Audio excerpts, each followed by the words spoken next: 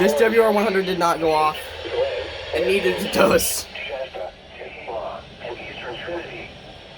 To repeat, this has been a test of NOAA Weather Radio's warning device. This is only a test. We now return to our normal programming.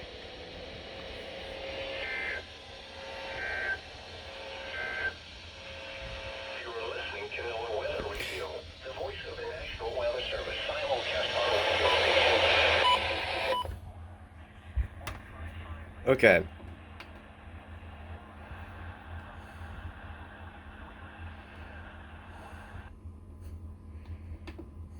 So, unfortunately, two things go into effect for today's required weekly test compilation.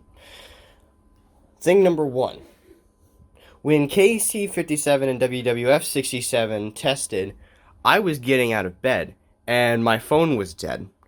So, I am now recording on a backup phone. That is also charging, but still had some juice on it. Then I went over to these two radios right here, which are tuned to WNG 655, and they said that their required weekly test was postponed until Thursday. So, I was only able to get WXL 88's weekly test.